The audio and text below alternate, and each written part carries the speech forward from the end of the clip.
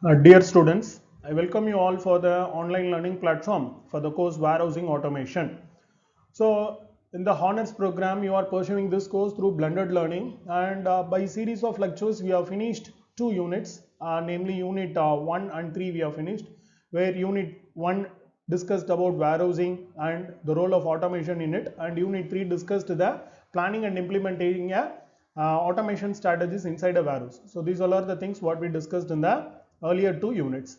And today we'll get into unit number 2 called queuing theory. So basically in this particular unit, we have got total 8 chapters are there in this particular unit. So queuing process.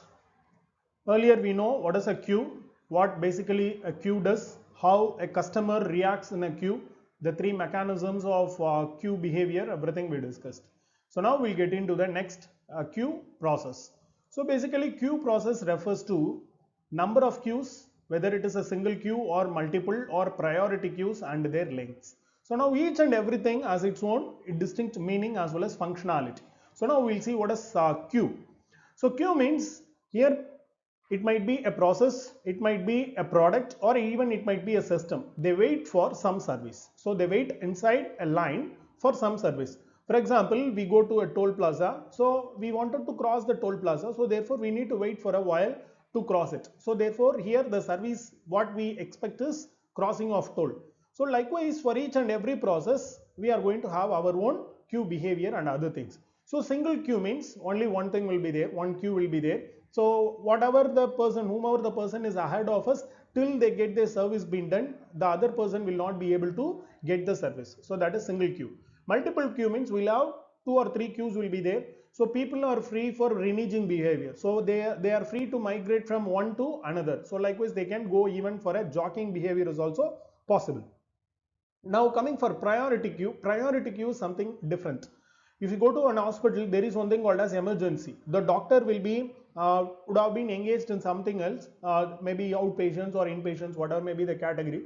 But all of a sudden, when there is an emergency, so their main priority will be only for the emergency. They stop all the regular business and they just focus on to it. So such things are called as priority queues. And other important cases when an airport. So airport means for business class people or who have got some subscription or membership cases, what they do is they don't stand on the queue, they bypass. So those things are called as priority queues and their length. So length is going to be one of the crucial aspect. So in a queue, when you see, the first thing is waiting time, then queue length, and then the queue type, how many queues we are having, all those things are going to be the main case. So the second point, type of queue depends on the layout of service mechanism, and length of the queue depends upon operational situations such as physical space, legal restrictions, and attitude of customers. Okay, so this is another important concept what we need to go ahead with. Now we'll see one by one. Physical space. See, in a railway, when you take in a railway, there is a train which has got some specific number of seats. Say for example, some 100 seats are there. So when people come for booking case for reservation, so it is going to be purely first come first serve. Whomever is coming first obviously will get the seat.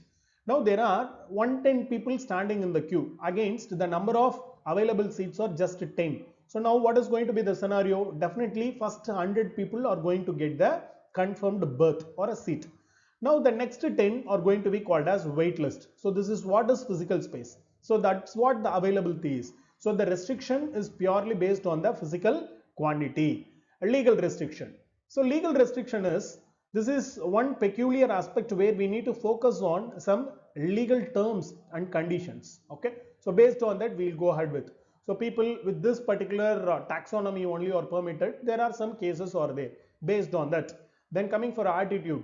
See, this is going to be another interesting part. Based on the regional attitude of the people, certain things are going to be decided. Type of queue is going to be decided. Okay, so this is what is called as queuing process. The same queuing process is applicable even for a warehouse case, for the based on the product, for high priority customers. So likewise there are several concepts are also there even in a warehousing application. The next crucial point is, some cases a service system might be unable to accommodate more than the required number of customers at a time. For example, some 3 days back, there was one particular information from Southern Railway that Deepavali, with respect to Deepavali, some 60 days time has come and they can go ahead with their reservations in that particular time frame. So now what happened is, usually such rush will not be there in a railway queue. But because of some special scenario, what happened is that particular day, there will be enormous amount of people. So this is what the case.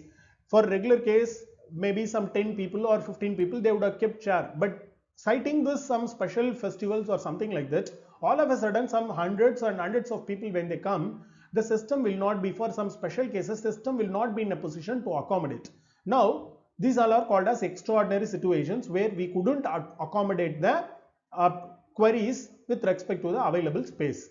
So no further customers are allowed to enter until more space is made available to accommodate new customers. So somebody should come out, whomever is available in the system. Once they come out, then only new customers. Say for example, some 10 people have come out, means 10 will be accommodated into the system. So likewise, it will be thought of. So such a type of queue systems are referred to as finite or limited source queue. So this is very important. Only that's the available space. You can't randomly, you can't go ahead with. One simple example is the thing what we saw, like railway example or cinema halls, where you could have seen this houseful board is very common in a cinema hall. So likewise, things will be done.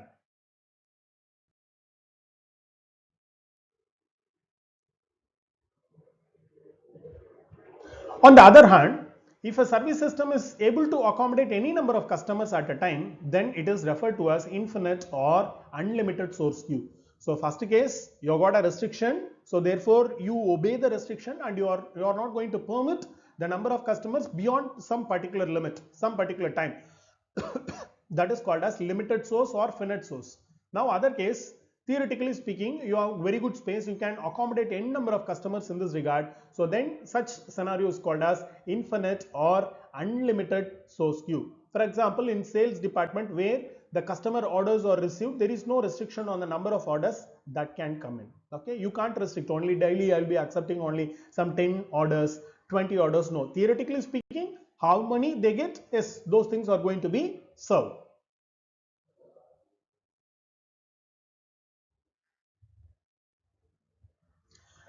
The queue discipline is the order or manner in which customers from the queue are selected for service. So one particular, now people are standing in a queue, on which basis do you call a customer?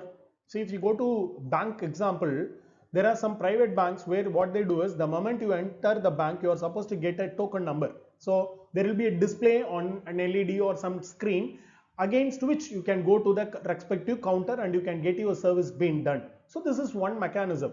Some cases first come first serve, directly you go, you sit in the queue or you stand in the queue, then you get. So likewise, there are number of mechanisms are there. Now think of one particular scenario, there are some 10 people are standing and the 10th person is my friend. Can I call him all of a sudden, hi my dear friend, you come first, I will get you served done, means there are 9 people in the queue, will they permit? No. So we should have some specific manner, and using that manner we can go ahead with addressing the queue concepts.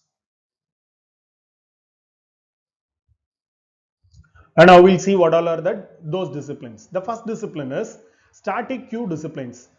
So these are based on individual customers' status in the queue. Of such a queue, examples are, if customers are served in the order of their arrival, then it is known as first come first served service discipline.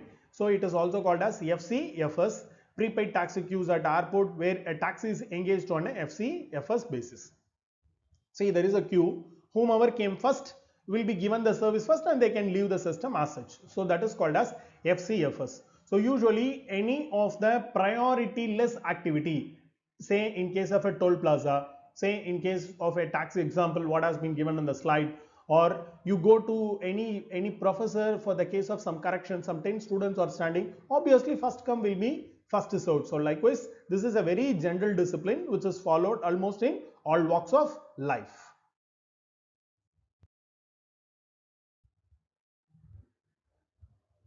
The next, LCFS, last come first serve.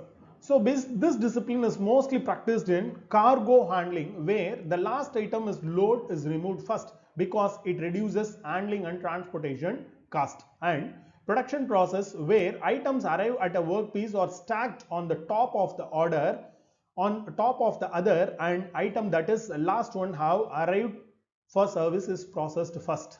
This is very simple case. We'll go for submission of record notebooks in a laboratory case. There are some 30 students in a batch. Faculty would have asked them as to submit their records. So now number wise they will be submitting, say 1, 2, 3 likewise. So it would have got stacked up. Now on the top whose record will be there means it is obvious roll number 30th student record will be on the top. So now when a faculty is about to correct, what he will do is he will take that particular record note first and he starts correcting. But on the order of submission, when you see the 30th person would have the last person to submit the record, but he is the one who is going to be served first for the case of correction. That is called as LCFS. Okay, this is one example. And other example is in a cargo container. You would have seen a cargo container, a large carousel like box like structure where one end is closed and only one opening is there. So now you have loaded. So obviously we take the first product, we go to the last dead end of the container, we place the parcel. Likewise, we go on stack, we fill the thing, and last we are going to keep at the entrance and we are going to close the door of the container. Now the container has been shifted to the destination. Now they have opened up. Now which part of the container will be unloaded first means the one which is immediately after opening the door. But while loading, that was the one which was loaded last, but while taking out, that is the one which is going to be taken out first. So this is called as last come first serve, LCFS. So first case was first come first serve, FCFS, and this is LCFS.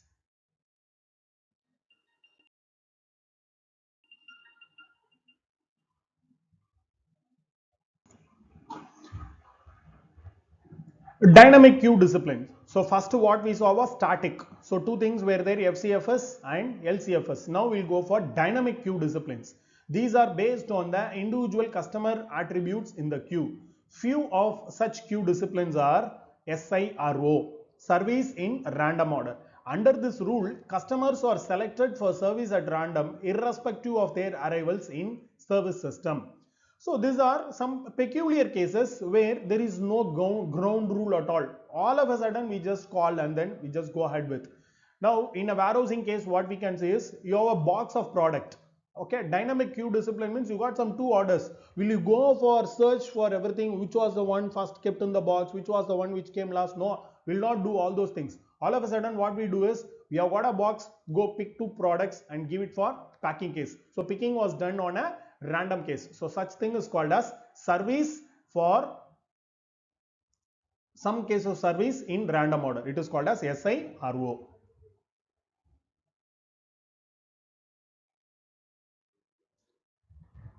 Priority service. So under this rule, the term itself tells priority. Under this rule, what we do is customers are grouped into priority classes on the basis of some attributes such as service time or urgency, or some emergency cases are also being considered.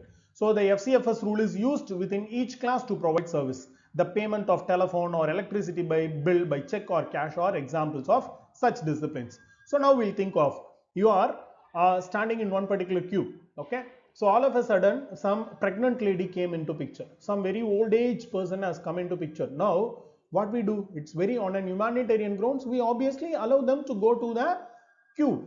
We permit them to go and do all these processes. Okay, so such thing is called as priority service. Even VIP category also can be considered. Okay, so there are some ground rules are there, so based on which they are given priority when compared to a common man.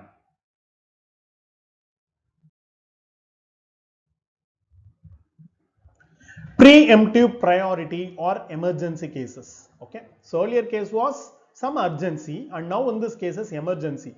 Under this rule, an important customer is allowed to enter into service immediately after entering into the system, even if a customer with low priority is in service already.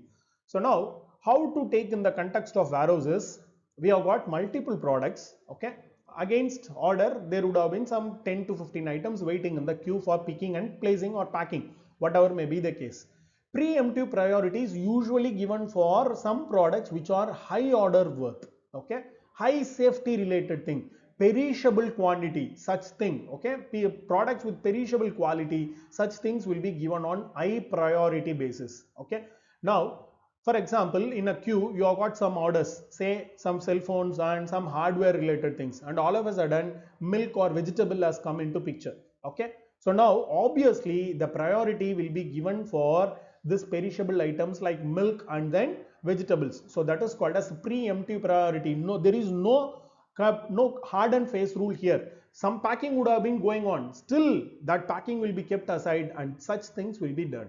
Okay, so it is not only on perishable cases, even some safety cases. Okay, some dealing with some hazardous chemical, so the priority will be like this: get it packed and send out to the customer as early as possible. Some high value worth which needs some high security, high profile security is essential. Some products made out of gold, so that will not be treated as a regular product. So some conditions are there for this particular case. Okay, so to summarize dynamic, so first we saw about SIRO, service in random order, then second one was with respect to some priority, and the third is preemptive priority, usually for higher order or emergency cases in a medical example.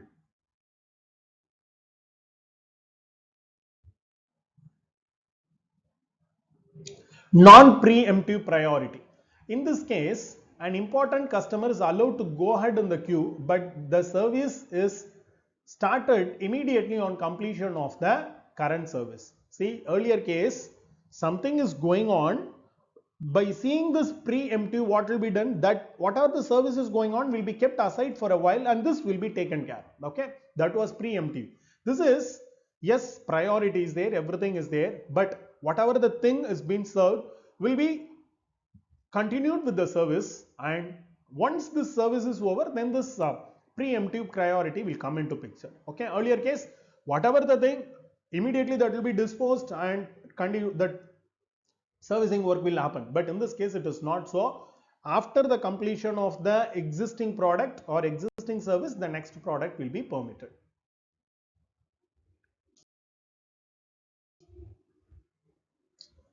The service mechanism or process is concerned with the manner in which customers are serviced and leave the service system. Okay, so it is very simple that we have a concern, we have a lot great concern for them, in which the customers are given some service and they leave the thing.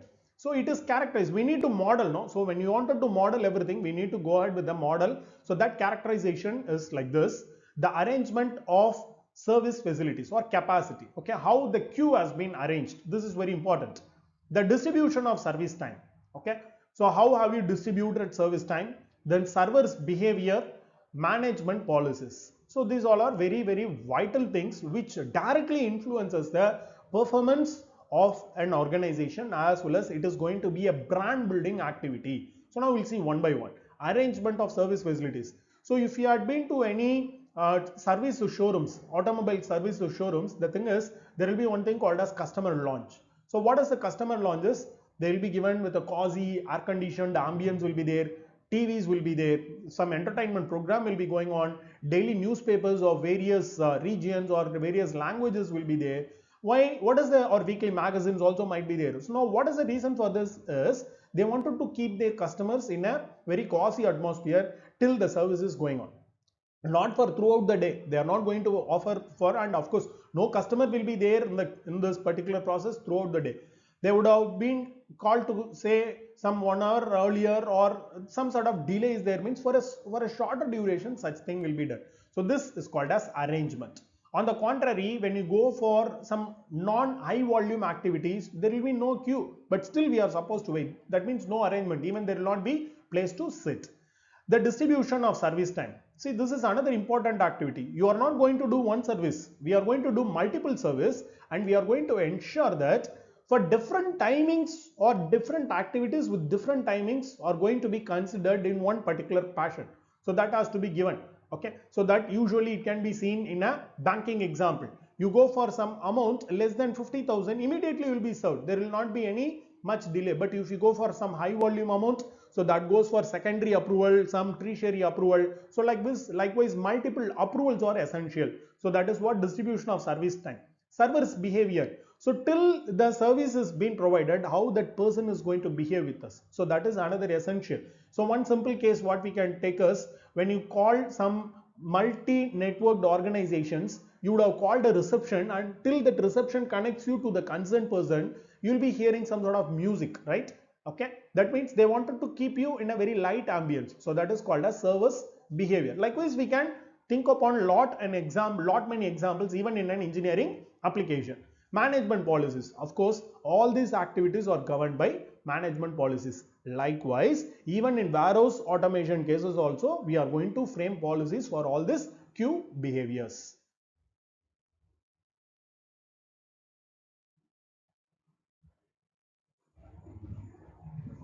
So we'll see another one by one in detail. Arrangement of service facilities. The capacity of the service facility is measured in terms of customers who can be served simultaneously and or effectively. So this is another important case. Why? Because they are going to lose their temper with respect to time if you are not dealing with them in a very proper case. Okay, the service facilities or service commonly known as service channels may be in series, on in parallel, or mixed, partly in series and partly in parallel. Okay, so now there are cases are there. This is where layout configuration comes into picture. How are we going to consider the layout? On what basis are we going to consider the layout? So these all are the things which we need to focus upon in this particular regard. Okay, so let me give a very simple example, a toll plaza. So here it is having parallel, there are some 5 lanes or 6 lanes are there, so it is free, it is under the discretion of the driver, they can go to any of the lane they like. Okay, so usually it will be like this, whichever the lane is free, obviously the driver tends to go there. Now after entering into the lane, if you are not getting service done, how will we behave? We'll come back and then we'll go. So that jumping may not be possible. So this is called as layout configuration. We can configure the layout in a series case, we can configure the layout in a parallel case, however the way we want.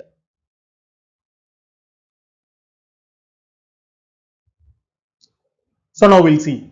First case is single queue. So single queue means a single window system. Okay. So we have got a queue. Some particular time people are waiting. The waiting queue as well as waiting time, everything is fixed. Some service facilities there. They come, they get served, and they go. So it is purely based on first come, first served. So whomever is in the first position will be served first. Okay. One simple example is a railway booking counter. And second thing is single queue, but you will be having multiple service facility. Okay, so there is a queue. What happened is one counter is free means they themselves will be permitting. Still, it is a single queue. They will ask you to bypass and they will go. So this is what layout is. So we can plan the layout. This is not parallel. This is series only. But the thing is, they give some priority or they give some alternative. So since that queue is wait free, you may use that particular opportunity. Again, in railways it is possible, probably you would have seen, say unreserved ticketing system, UTS will be there and reservation will be there. Some cases when UTS is free, this reservation clerk will request that UTS guy to do at least 1 or 2 reservations because he is idle. Okay, so it is a mutual agreement between them. So but still the queue is considered to be one, but based on the availability, based on the scenario, but there is no hard and fast rule. Based on the availability, it can be thought of.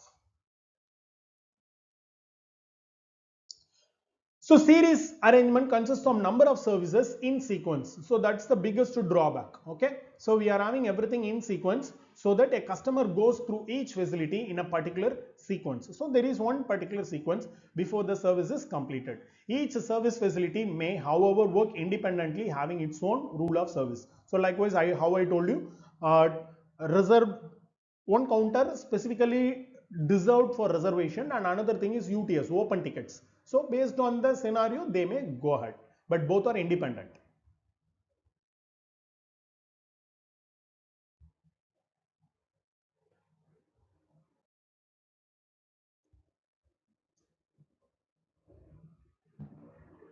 Now next, single queue but multi-service, multi-mixed. Okay, one queue will be there.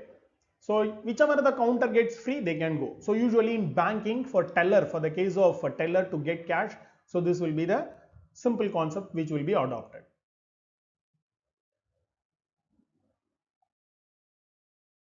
And this is another interesting part.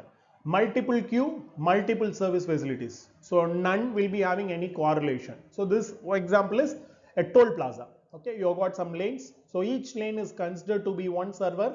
So you can't even think of migrating from here to other. So only migration is you should completely vacate from that queue and you should start everything afresh. So likewise we can even get. So this is how we decide. So based on the number of customers we get, based on the limited source or unlimited source, based on that we can go ahead with that design.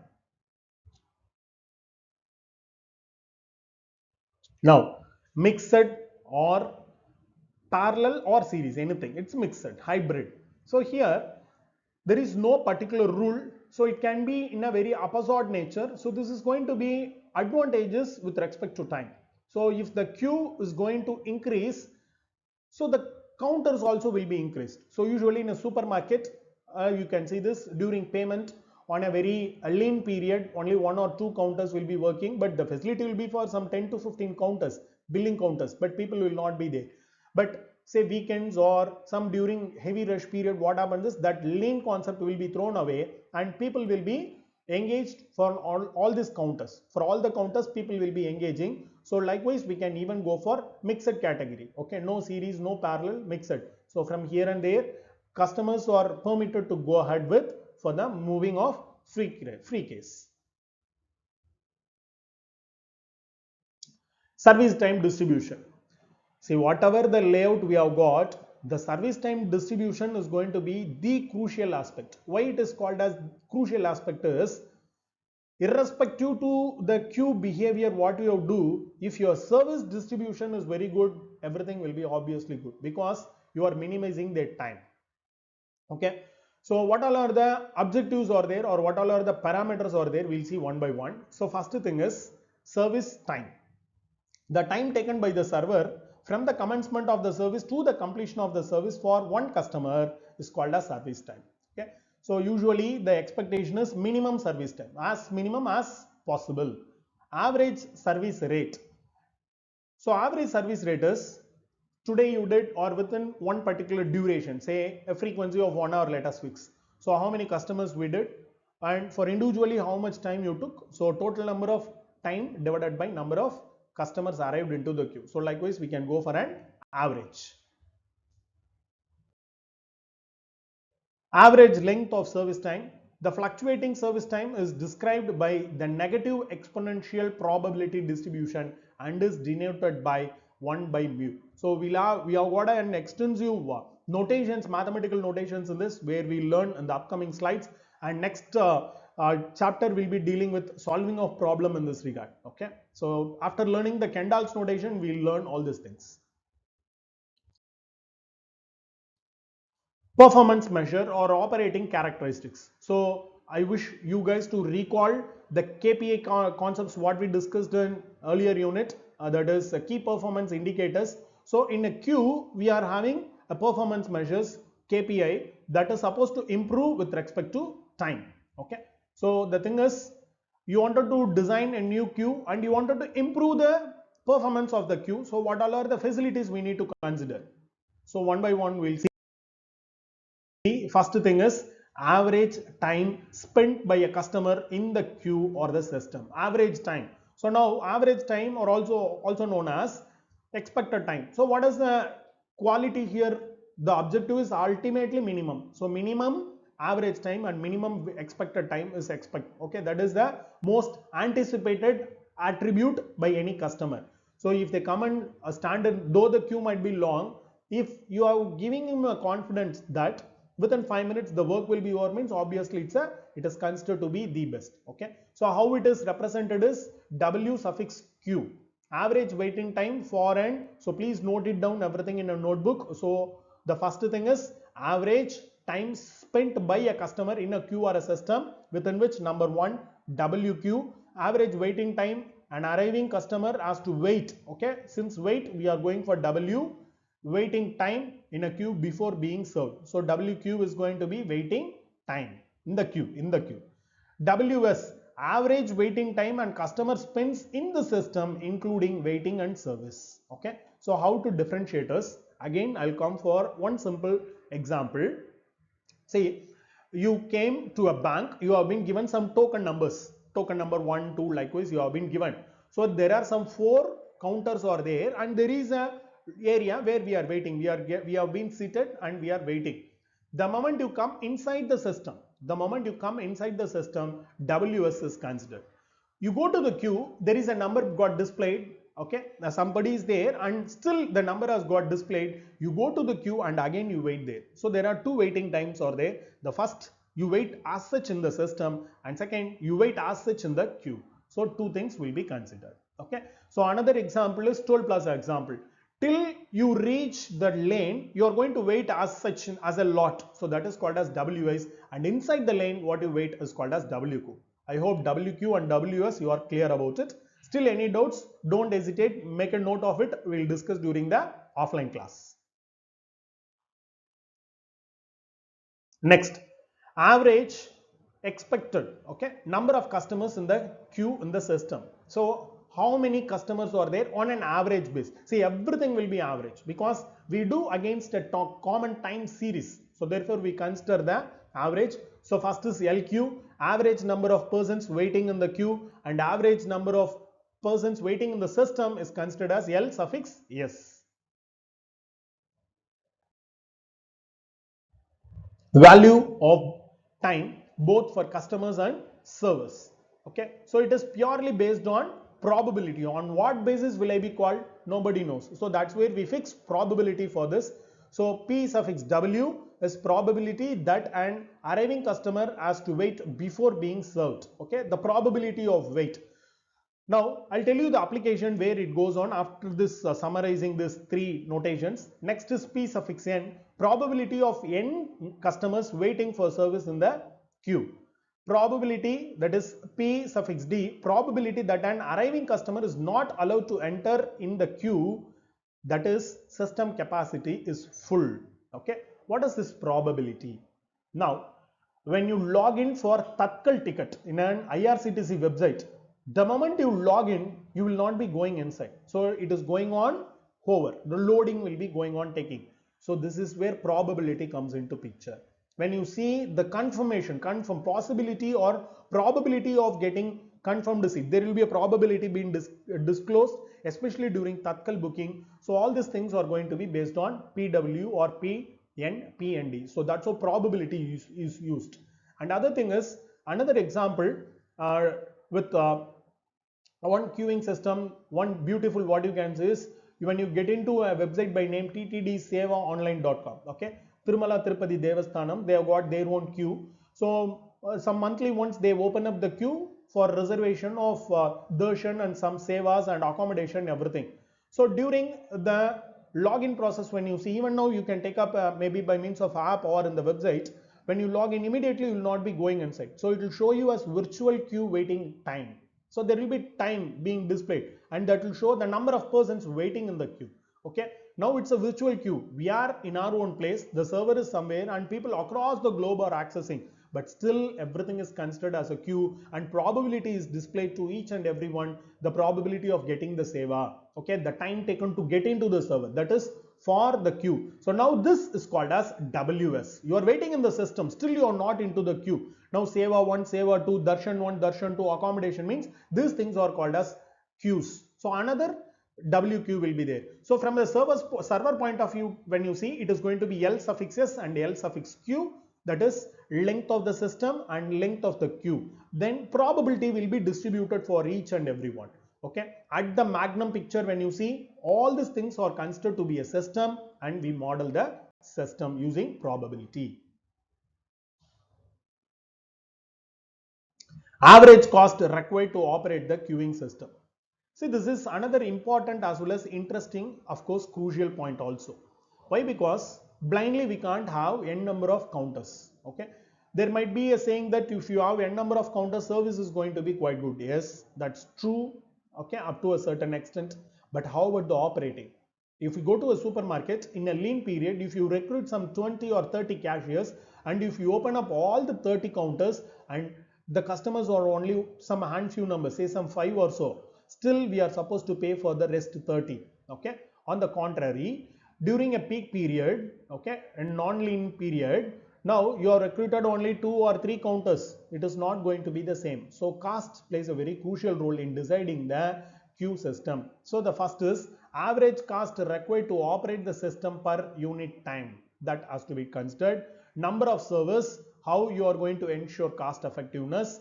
Queue size, also referred as queue length, we saw by means of a mathematical representation, and queue length with respect to average number of customers waiting in the system, again we saw as WS as well as L suffix S. So based on this only we are going to decide upon.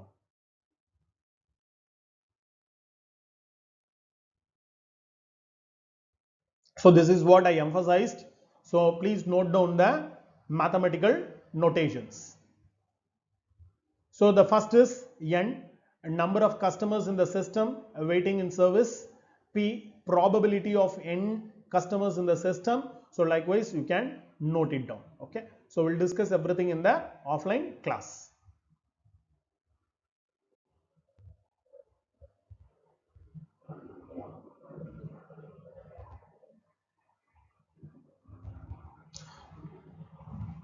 So to summarize, we just discussed about the queue concepts, how mathematically to represent right from waiting time, everything, and based on that few notations we saw, and with that we finish the basic representation. So next we shall discuss in the next queuing concept, queuing model, the next online presentation. So thank you one and all.